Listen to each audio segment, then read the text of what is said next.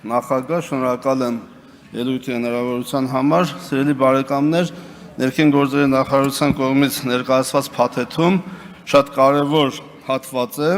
ճանապարհային երթևեկության անվտանգության ապահովման մասին օրենքում փոփոխություններ եւ լրացումներ կատարելու մասին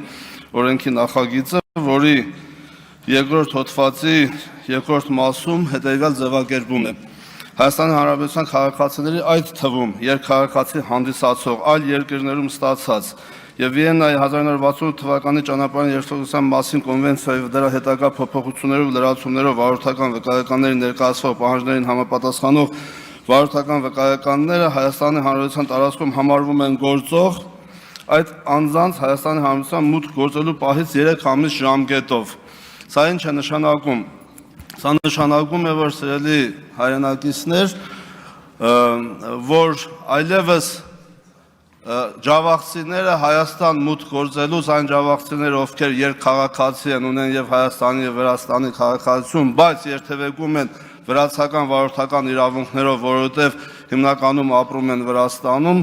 այլևս ենթակա չեն տուգանման։ Ես ուզում եմ այս օրենքի փոփոխության համար խորին շնորհակալություն հայտնել վարչապետ Նիկոլ Փաշինյանին, ում հետ անձնական հանդիպման եւ զրույցի ընթացքում եկել ենք համաձայնության, որից հետո նրա առաջարկով ներկայացրել եմ գրավոր առաջարկություն, որից հետո այդ առաջարկությունը քննարկվել է ներքին գործերի նախարարությունում։ Շնորհակալ եմ նախարար Արփինե Սարգսյանին, պարոն Մկրտչյան, շնորհակալ եմ ձեզ բոլոր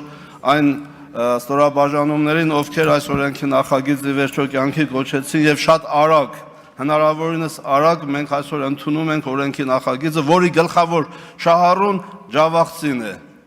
Վերջապես այլևս որևէ ջավախցի Հայաստանի Հանրապետությունում վրացական վարորդական իրավունքով երթևեկելու համար չի տուգանվելու։ 3 ամիսը մեկ սահմանը հատելով նա իրավունք ունի անընդհատ այստեղ ուրեմն երթևեկել, այսինքն պրակտիկորեն ջավախցիներ այլևս չեն տուգանվելու։ Շնորհակալություն։